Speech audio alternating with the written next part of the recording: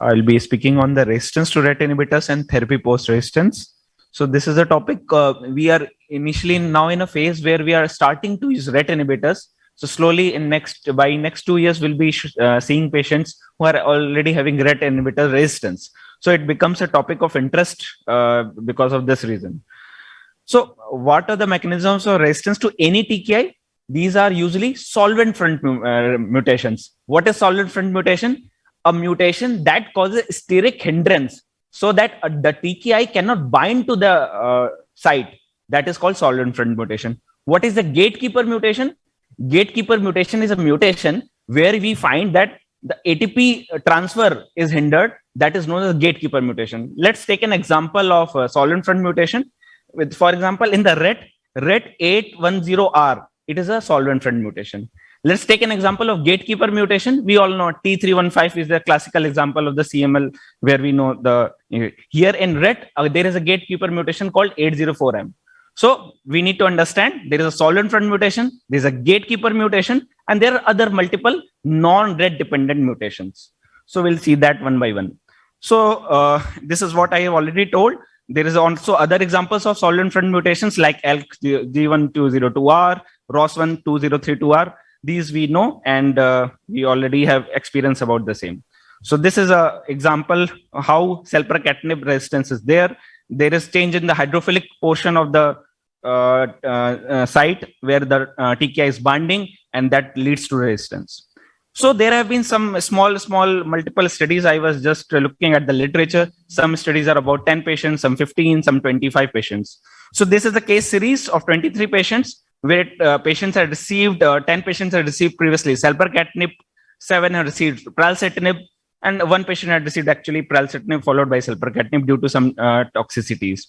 So mechanism of resistance identified the solvent front mutation in 2 patients out of these 23. And this solvent front mutation was G810. Other mechanisms which are very important to be noted, in 3 patients, it was MENT amplification. So yes, there is some target even after progression on RET in our case, in RET. Because this is this is a common problem. If you are giving a treatment, but after that treatment, there is a mutation or there is a pathway which cannot be targeted at all. But here we have MET amplification as the most common mechanism of resistance. Even solvent front mutations are rarer than that. Some mechanisms like KRAS amplification. Also, some patient had PIK3CA1047R, but these are rare.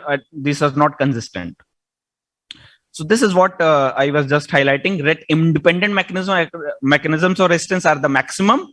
Those patients who progress on RET selective inhibitors are mostly driven by off-target mechanisms, and MET amplification has been found to be in around 20 to 25%. This is another study which I found from the Annals of Oncology. You can see first we need to understand how the patients progress on RET inhibitors. The median PFS is around 6.3 months. Median duration of treatment is around 7.2 months.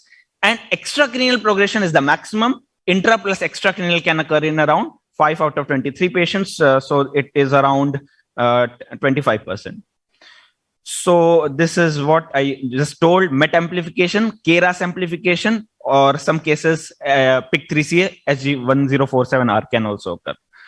So there are multiple trials ongoing for other TKIs, next generation RET directed TKI, because as soon as selpercatinib, pralsetinib become old, there will be a host of other genes, TKIs which will be coming up. Like this happens for anything. Presently, we are having only first generation TKI, pralsetinib, selpercatinib, or also for that we are depending on the compassionate access program till now.